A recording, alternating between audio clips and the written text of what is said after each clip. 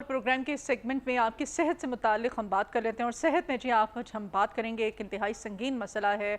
बहुत कम ऐसा होता है जब किसी को खुदा न खासा ये मर्ज़ लाहक हो जाए तो वो शर्मिंदगी के बायस काफ़ी देर तक इसको छुपाता रहता है, और जब मसला बढ़ जाता है, ये मर्ज़ जो है ये पेचीदा हो जाता है, तो फिर वो अपने मुआलिज से रब्ता करता है, मजबूरन उसे जाना पड़ता है। आज हम कॉन्स्टिपेशन के बारे में बात करेंगे और पाइल्स के बारे में। ये कॉन्स्टिपेशन जो है, जब ये मसला बहुत ज़्यादा ख़राब हो जाता है, वर्स्ट हो जाता है, तो फिर ये पाइल्स की शक्ल इख्तियार कर लेता है। ऐसी कौन सी खुराक है, हमारी रूटीन या फिर ऐसे क्या मामलात हैं कि आपको ये बीमारी होती है, और इस बीमारी का अगर बर वक्त ट्रीटमेंट ना करवाया जाए तो फिर ज़ाहिर है कॉम्प्लिकेशंस इतनी बढ़ जाती हैं कि पाइल्स में अक्सर औक़ात सर्जरीज़ तक मामलात चले जाते हैं। तो इन सब से बचना कैसे है, फिर तिब की दुनिया में इसका ट्रीटमेंट क्या है, इसका इलाज क्या है, हिकमत क्या कहती है इस बारे में। तो आज हम ख़ास तौर पे अपने मॉर्निंग शो में हमने इनवाइट किया जी हकीम उस्मान चिश्ती साहब को। उस्मान साहब वेलकम करते हैं अपने मॉर्निंग शो में। जी वालेकुम सलाम जी, बहुत शुक्रिया जी, और माशाल्लाह आपका प्रोग्राम मैं देखता रहता हूँ और काफ़ी अच्छी रेटिंग से जा रहा है। Thank you. बस ये आप लोगों के, हमारे जो मुअज़्ज़ज़ मेहमान हैं और हमारी टीम की जो मेहनत है उसी की वजह से है, अदरवाइज़ और अल्लाह की ये बिल्कुल जी, बस ये बहुत शुक्रिया। चलें। अच्छा जी, आज हम बात कर रहे हैं कॉन्स्टिपेशन पे और पाइल्स पे। बड़े ही अहम संगीन मसले हैं और तकरीबन मेरे ख्याल से ये हर 5 में से जो 3 अफराद हैं उनको ये मसला होता है। बिल्कुल जी, सबसे पहले मैं आपको बात बताता चलूँ कि ये जो पाइल्स का प्रॉब्लम है, ये अमूमी तौर पर 70% जॉनसन लोगों में पाया जाता है, और उसी हवाले से इसके दरपेश सबसे पहले मैं ये बात करूँगा कि कॉन्स्टिपेशन जो कि इसकी बुनियादी तौर पर इस बीमारी की सबसे पहली अलामात होती है। जी जी। अमूमी तौर पर ये ऐसी खामोश अलामात है कि ये इंटरनल तौर पर आपके 5 से 6 किस्म की बीमारियां लाहक करती है। कॉन्स्टिपेशन पहले तो आज से कोई 20-25 साल पहले सिर्फ बुढ़ापे में हमें देखी जाती थी, नौजवानों को होती नहीं थी, क्योंकि मुशक्क़त वगैरह करते थे, चहलकदमी करते थे, थोड़ा सा काम काज के दौरान उनको कॉन्स्टिपेशन कभी भी लाहक नहीं होती थी। मगर जब से हमारी थोड़ा सा लग्जरी लाइफस्टाइल ज़्यादा हुई है, बुनियादी तौर पर इस बीमारी की शुरुआत सबसे पहले जो सा है वो यूरोप से शुरू हुई है, और फिर आहिस्ता आहिस्ता आहिस्ता आहिस्ता ग्रो अप होती होती लाइफस्टाइल हमारे चेंज होते गए, हमारी मूवमेंट चेंज होती गई, स्क्रीन टाइमिंग ज़्यादा होता गया, उस हवाले से हमें ये कॉन्स्टिपेशन का सामना करना पड़ता है। हम वन गो में हम चाहते हैं हमें पानी भी उसी टेबल पे मिले, खाना भी उसी टेबल पे मिले, और चाय भी, और मुख्तलिफ चीज़ें हम एक ही जगह पे बैठ के सब कुछ करते रहें। सही। ये थोड़ा सा प्रॉब्लम जो सा है ख़ास तौर पर कॉन्स्टिपेशन का और पाइल्स का, ये दोनों साथ लेके चलने पड़ेंगे। और सबसे पहले आपको मैं एक बात बताता चलूँ कि ये खुश्की का मर्ज़ है, ड्राइनेस हो जाती है तबीयत में, बॉडी के अंदर। एग्जैक्टली तबीयत में इंतहा दर्जे की ड्राइनेस हो जाती है। कबस उसको कहा जाता है जब आपका स्टूल या तो बहुत ज़्यादा हार्ड आए, या फिर आपका स्टूल 2 से 3 दिन तक आपको मोशन या स्टूल आपको अच्छे तरीके से हाजत ना हो, तब जाके आप कह सकते हैं कि आपको कब्ज़ का मसला है। और ये बच्चों में आजकल बड़ा कॉमन है। एग्जैक्टली। मगर आज मैं सबसे पहले आपको मैं बताऊंगा कि ये कब्ज़ के मसाइल किन किन लोगों को होते हैं, और उसकी अलामात क्या हैं, और उसके असबाब क्या हैं, और उसके दरपेश बिगड़ने की सूरत में हमें क्या क्या हेमोराइड्स और बवासीर और पाइल्स का सामना करना पड़ता है। सबसे पहले अलामाती तौर पर एक बात याद रखिएगा, जिनको कब्ज़ के मसाइल रहते हैं उनके सर में हल्का हल्का दर्द रहेगा, हमेशा मुसलसल रहेगा। अच्छा। उनको एंजाइटी, डिप्रेशन रहेगा। उसके अलावा उनको भूख ना लगना, उनके चेहरे पे ग्लो कम हो जाती है, उनकी पेट में क्रैम्प्स पड़ना शुरू हो जाते हैं, या सम टाइम उनकी बॉडी में, होल बॉडी में दर्द भी शुरू हो जाती है। अच्छा। उसके साथ साथ उनके नज़र में भी इफेक्ट आता है। अच्छा। गुस्सा, चिड़चिड़ापन, ये सारी कब्ज़ की एक अहम अलामात हैं। अच्छा, याद रखिएगा, कब्ज़ जब शिद्दत से बढ़ जाए तो ये कॉलन कैंसर भी कर देता है। इसके अलावा ये बड़ी आंत के कैंसर के साथ साथ रेक्टम में सोजिश इंतहा की पैदा कर देता है, क्योंकि ये हमारा कब्ज़ जोन सा है, ये एक ऐसा मसला है कि हमें, हमारी हिकमत में इसको उम्मुल अमराज भी कहा जाता है।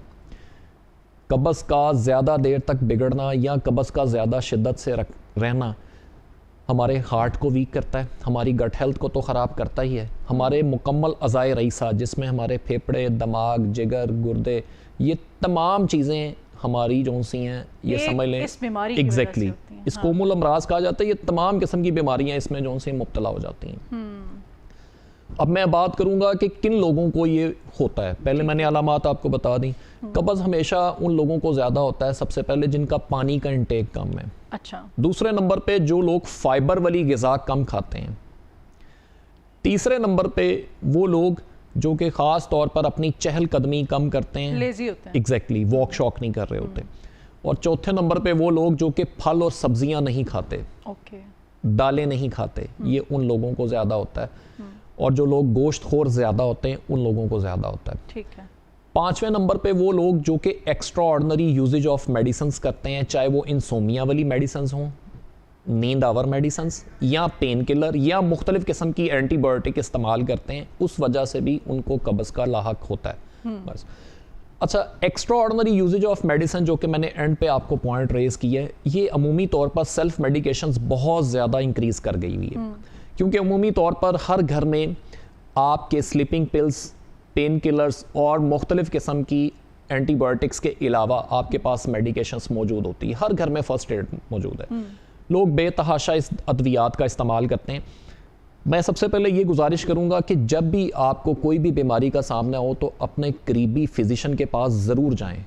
कोई भी फिजिशियन हो आप उसके पास लाजमी जाएं। हाँ, फौरी तौर पे। आपके पेट में दर्द है, आपको किसी भी चीज़ में आपको पेन महसूस हो रही है, तो आप एक मरतबा फिजिशियन के पास लाजमी जाएं और कम अज़ कम 3 माह बाद अपने लैब टेस्ट लाजमी करवाया करें। ये मैं हमेशा अपने पेशेंट्स को नसीहत भी करता हूँ और आज भी मैं व्यूवर्स को भी कह रहा हूँ जो कि करवाने चाहिए, लाजमी है। आप कह रहे हैं हर 3 माह बाद टेस्ट होने एग्जैक्टली, क्योंकि मैं ये पॉइंट हमेशा रेज करता हूँ कि पेशेंट को कभी भी अपनी तरफ से सेल्फ मेडिकेशंस नहीं करनी चाहिए। सही। उस वजह से वो एक बीमारी के साथ साथ 2-3 बीमारियां और साथ अटैच कर लेता है। अच्छा, अब आपने टेस्ट की बात की। सबसे पहले जिनको दायमी कब्ज़ रहती है या जिनको ख़ास तौर पर पेट में दर्द रहता है, भूख नहीं लगती, क्रैम्प्स पड़ता है, या जिनका बतदरीज वज़न कम हो रहा है या वज़न बढ़ रहा है, अच्छा, उनको एच प्लोरी का टेस्ट लाजमी करवाना चाहिए। उसमें 2 किस्म के होते हैं, IgG भी होता है, IgGM भी होता है। उसमें स्टूल टेस्ट भी आ जाता है, उसमें ब्लड टेस्ट भी आ जाता है। ये एक बुनियादी तौर पर कब्ज़ का और मैं कहता हूँ पाइल्स के हवाले से भी एग्जैक्टली ये एक एच प्लोरी का मैदे का बड़ा अच्छा एक टेस्ट है जो कि करवाना चाहिए। ओके। अच्छा, बाकी होल बॉडी के टेस्ट जो हैं बुनियादी तौर पर कोलेस्ट्रॉल का, लिपिड प्रोफाइल का, यूरिक एसिड का, शुगर का और मुख्तलिफ किस्म के टेस्ट, ये तो 7 कम्बिनेशन चलते हैं। हर 3 माह बाद ये टेस्ट लाजमी करवाएं और अपने फिजिशियन को जाके ज़रूर चेक करवाया जाए ताकि हमारी बॉडी में क्या क्या मसाइल हैं। ठीक है, क्योंकि आप खुद से कभी डॉक्टर मत बने। ओके। अच्छा, अब मैं दोबारा कब्ज़ की जानिब आता हूँ। ये मैंने थोड़ा सा पहले अब मैंने आपको असबाब बताए, फिर मैंने अलामात बताई। अब मैं आपको बताना चाह रहा हूँ कि वो 5 चीज़ें भी बताई हैं जिनकी वजह से जो सा है वो कब्ज़ के मसाइल रहते हैं। अच्छा, इसमें सबसे कॉमन बात ये है कि हम पानी का इस्तेमाल भी कर रहे होते हैं मगर हम फाइबर वाली ग़िज़ाएँ नहीं ले रहे होते। हमें सबसे पहले अपनी ग़िज़ा में फ़ाइबर का इंटेक लाजमी करना पड़ेगा। फ़ाइबर में हमें फ्रूट से भी मिलता है, वेजिटेबल से भी मिलता है, हमें दालों से भी मिलता है। इसके अलावा हम मुख्तलिफ़ किस्म की अशिया से भी हम फ़ाइबर फॉर्म ले सकते हैं। मसलन हम दलिए से भी ले सकते हैं, ठीक है, होल ग्रेन आटे से भी ले सकते हैं, एग्जैक्टली जौ का दलिया से ले सकते हैं, होल ग्रेन आटे से भी ले सकते हैं। हाँ। ठीक है, इसके अलावा हम आप मुख्तलिफ किस्म के मल्टीग्रेन आटा उसमें शामिल हो जाता है। सागूदाना है, आप उसमें से भी ले सकते हैं। इसबगोल भी है, इसबगोल भी है, मगर ये थोड़ा सा दवा की सूरत में आ जाता है। मैं उसका ट्रीटमेंट भी बता देता हूँ कि कब्ज़ में किन सूरतों में आप क्या क्या चीज़ें इस्तेमाल कर सकते हैं। अच्छा, आज मैं नाजरीन को ना एक बड़ा एक ऐसा आसान सा कावा बता रहा हूँ जिसके इस्तेमाल से उनको कब्ज़ में भी फ़ायदा होगा, उसके साथ साथ उनको पाइल्स और बवासीर में भी फ़ायदा होगा। अच्छा, ये कावा बहुत आसान है और इसको आसानी से आप बना भी सकते हैं। इसका तकरीबन आपने 1 चम्मच अजवाइन का ले लें, 1 चम्मच आप सौंफ का ले लें, 1 चम्मच ज़ीरे का ले लें और 1 चम्मच सना मक्की के पत्ते ले लें। इसको 2.5 कप पानी में आप पका लें। इसके जब 2 कप रह जाएं, 1 कप सुबह और 1 कप शाम को आप पी सकते हैं। ये आपकी कब्ज़ के लिए भी बहुत अच्छा है, आपकी गट हेल्थ के लिए भी अच्छा है। कितने दिनों तक पीना है आपने? अच्छा, ये नॉर्मली आप इसको मामूल अगर बनाना चाहें तो कम से कम कोई 10 से 12 दिन तक आप इसको पी सकते हैं, कोई इसका हर्ज नहीं। एग्जैक्टली यानी कि शिद्दत की कब्ज़ की सूरत में। हाँ, कॉन्स्टिपेशन वाले पेशेंट को पीने की नॉर्मल भी पी सकते हैं। नॉर्मल जोन सा ना अगर पीना है तो उसका आधा कप जोन सा है आप डेली अगर बुनियादी तौर पर पी सकते हैं। जिनको थोड़ा सा ड्राइनेस तबीयत में रहती है या जिनको दायमी कब्ज़ का मसला रह सकता है या कभी कभी उनको जोन सा है वो कब्ज़ का जैसे मसाइल में भी अच्छा है। एग्जैक्टली, सना मक्की ना उसमें ऐड करें आप, बिल्कुल ठीक है, मगर सना मक्की जोन सा ना इसमें बहुत अहम रोल है क्योंकि वो कॉन्स्टिपेशन के लिए और उसके साथ साथ सना मक्की का एक बहुत अच्छा फ़ायदा है, ये लेग्जिटिव है। अच्छा। आपकी बॉडी के अंदर जो है ना लेग्जिविटी पैदा करती है, तब जाके आपकी कॉन्स्टिपेशन और ख़ास तौर पर लेग्जिटिविटी के साथ साथ आपकी अंतड़ियों को, कॉलन को, मूवमेंट को फास्ट कर देती है, जिसकी वजह से उसकी मूवमेंट बेहतर होने की वजह से आपकी कॉन्स्टिपेशन का मसला हल हो जाता है। अच्छा, इसके अलावा आपने बहुत अच्छी एक बात की जिसमें छिलका इसबगोल है। छिलका इसबगोल जो है ये बहुत अच्छी चीज़ है, एक रिच फॉर्म में फाइबर है। इसका इस्तेमाल भी जो है ना यकीनन बहुत अच्छा है। आप इसका इस्तेमाल दूध के साथ भी कर सकते हैं, ठीक है, और इसका इस्तेमाल पानी के साथ भी करते हैं, दोनों सूरतों में, ठीक है। एक चीज़ और, जिन लोगों को दायमी कब्ज़ रहती है और जिनको पाइल्स का मसला है, मैंने थोड़ा सा ना मिला के लेके चल रहा हूँ ताकि व्यूवर को ये भी जानने में आसानी हो कि इनके मसाइल क्या दरपेश दोनों में कंबाइन होते हैं। जब भी होंगे कंबाइन मसला होगा। अच्छा, क्योंकि कब्ज़ के वजह से ही पाइल्स होती है। अच्छा, क्योंकि उसमें कहते हैं कि सम केसेस में ऐसा होता है कि ब्लीडिंग भी पेशेंट को स्टार्ट हो जाती है। एग्जैक्टली, है ना जी, मैं तो वो बड़ा क्रिटिकल हो जाता है। एग्जैक्टली, मैं उसकी तरफ भी आ रहा हूँ। अच्छा, जब कब्ज़ की शिद्दत बढ़ जाती है ना, तो याद रखिएगा ये कॉलन कैंसर के अलावा ये रेक्टम में आपके वॉट्स बनना शुरू हो जाते हैं, जिसको मोके कहा जाता है, ठीक है।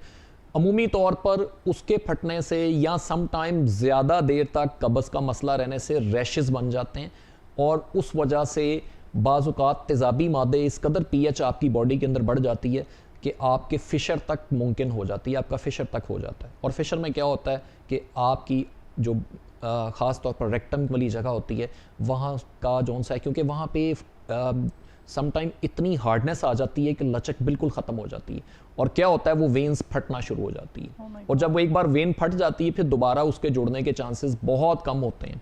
इस वजह से वॉट्स जो निकलते हैं उनके लिए भी आज मैं एक ट्रीटमेंट बताऊंगा, और जिनको ख़ास तौर पर फिशर का प्रॉब्लम होता है उनके लिए भी बताऊंगा, और पाइल्स के लिए भी एक ऐसा मुफीद नुस्खा बताऊंगा कि इंशाल्लाह फ़ायदा होगा। ये मसला है जिस तरह से आप बता रहे हैं कि आगे जाके कितना कॉम्प्लिकेटेड हो जाता है। अच्छा, हमारे सारी चीज़ें ज़ाहिर है मैं फर्स्ट टाइम सुन रही हूँ। अच्छा, हमारे कंट्री में कॉलन कैंसर बहुत कम है।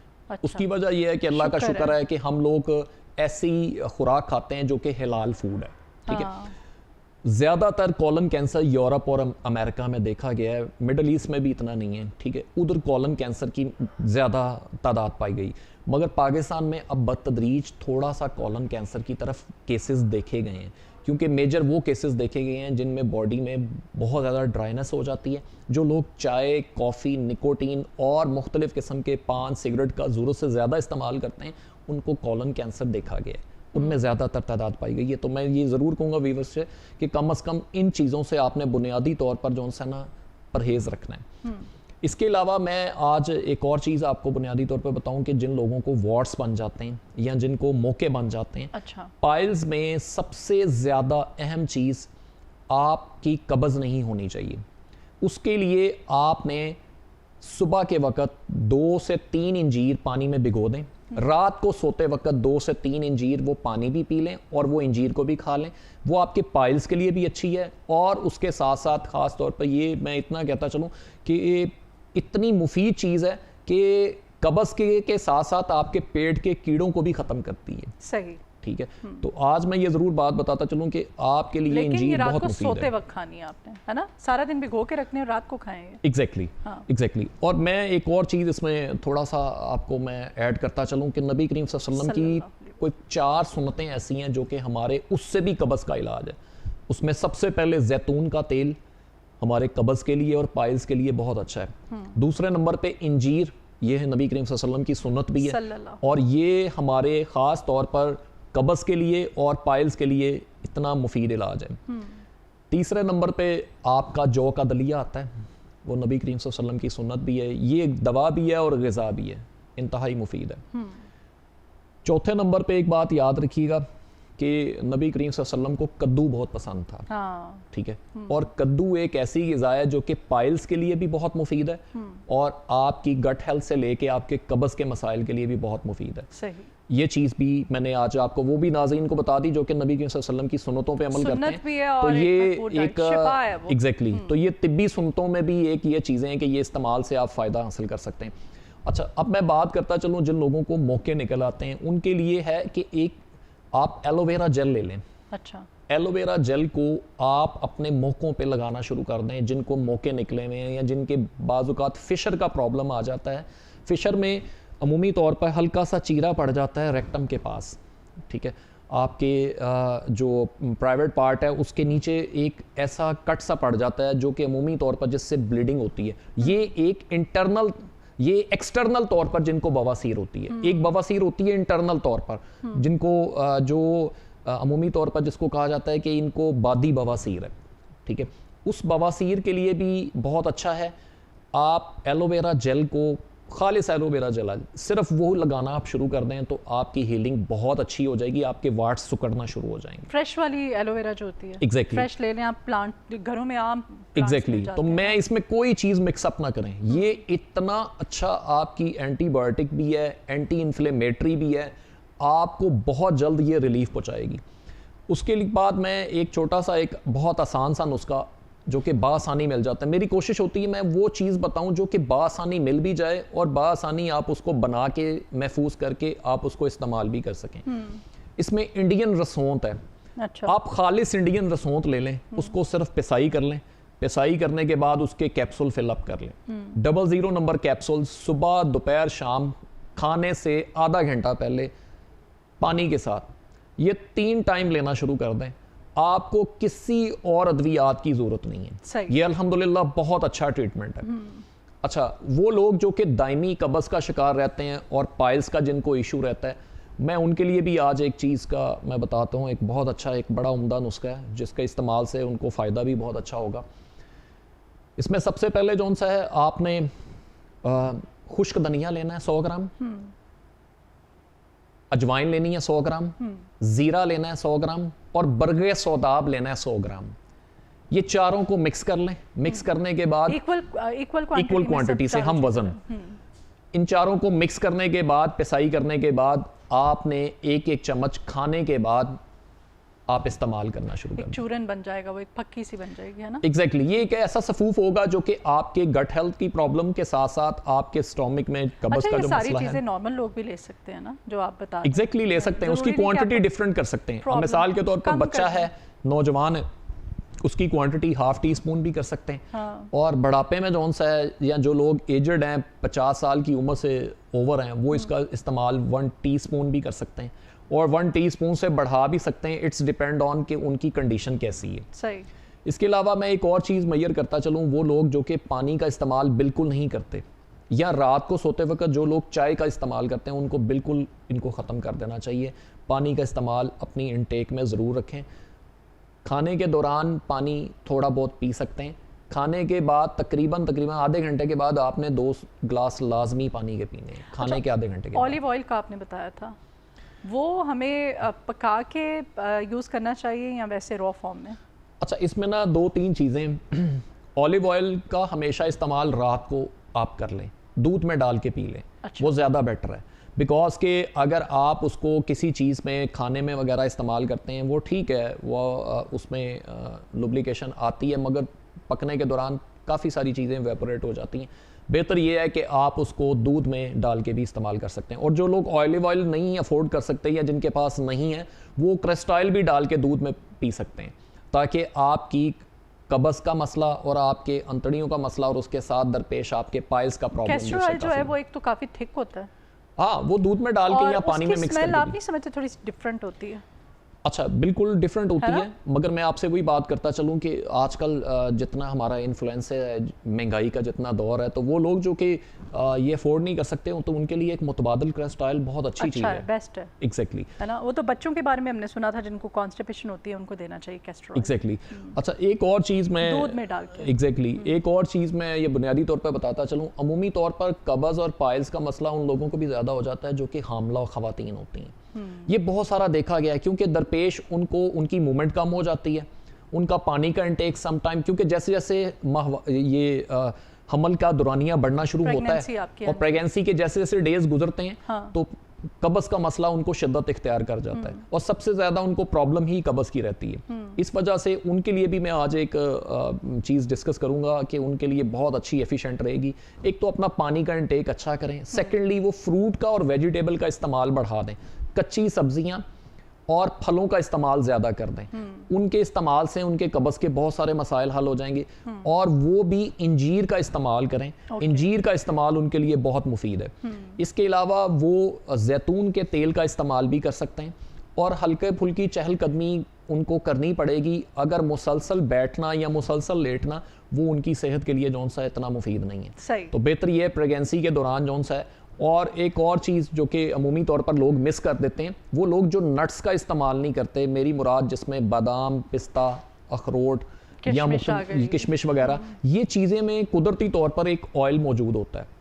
और ये वो ऑयल होता है जो कि हमारे अनरिफाइंड होता तासुर है है। कि सर्दियों में ये चीज़ें खानी है, हालांकि गर्मियों में भी आप इस्तेमाल कर सकते हैं। कम बिकॉज अब तो quantity में, हाँ। हर वक्त जौन सा ना हम एयर कंडीशन माहौल में रह रहे हैं, हम गाड़ी में हैं एसी में, हम घर में हैं एसी में, ऑफिस में एसी में, तो अब हमारा वो वाला माहौल नहीं रहा। हमें कोशिश ये करनी चाहिए कि पानी के इस्तेमाल के साथ साथ हम ये नट्स का भी इस्तेमाल करें, ताकि इनमें कुदरती तौर पर ऑयल मौजूद होता है जो कि हमारे स्टोमिक के लिए, हेल्थ के लिए भी बहुत अच्छा है, हमारी ब्रेन हेल्थ के लिए भी अच्छा है और हमारे फिजिकली खुद भी हेल्थ के लिए अच्छा है। तो ये भी मैं एडवाइस करूंगा कि इसका इस्तेमाल करें। बहुत शुक्रिया उस्मान चिश्ती साहब आपके आने के लिए और इतने अच्छी कीमती मशवरे और नुस्खे में बताने के लिए। Thank you ji.